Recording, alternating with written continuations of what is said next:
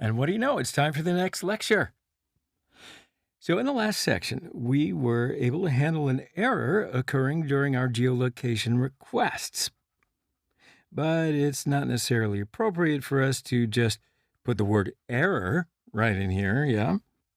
So, in this section, we're going to figure out how to handle the situation when you don't have an error and when you do have one. So, basically, there's three different combinations of latitude and error message that we could run into as the possibilities, right? So we can run into a situation where we have a latitude, but we do not have an error message. So in this case, we probably would want to show the user our latitude.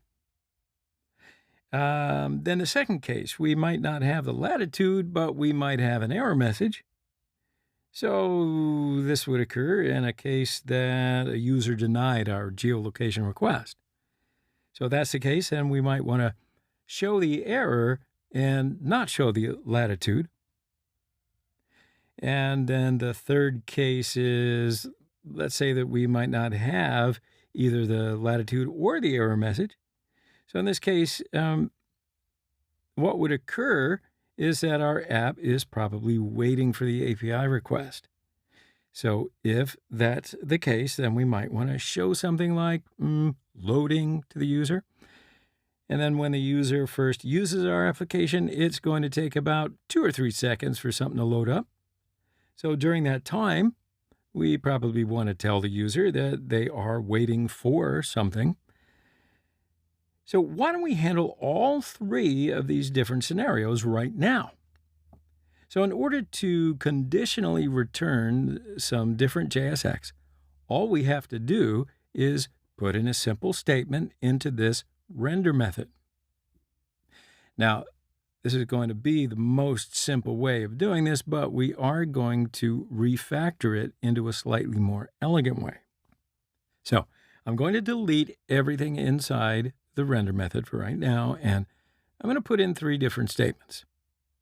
First off, I'll say that if we have an error message and we do not have a latitude, then I want to return a div that contains my error message. So then in that case, I do want to show an error. And then next, if I do not have an error message and I have a latitude,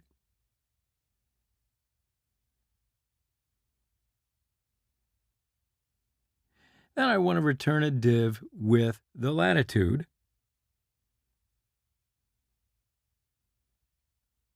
And then finally, for the third case down here, this would be the scenario in which I have absolutely no latitude and no message for the error. So in this case, I want to show that it is loading. Okay, so now I don't really need an if statement. I can just say, if we failed these 2 checks, then chances are we don't have a latitude or an error message. So I'm just going to simply return a div that says loading. Okay. So now this right here is conditional rendering. So we're returning different JSX depending on the state or the props of our components. So we're going to use conditional rendering quite a bit throughout this course, and this is the most simple way to go about it. So even in this application, once we understand how this block right here works, we're going to refactor it into something that looks a little nicer than what you see here.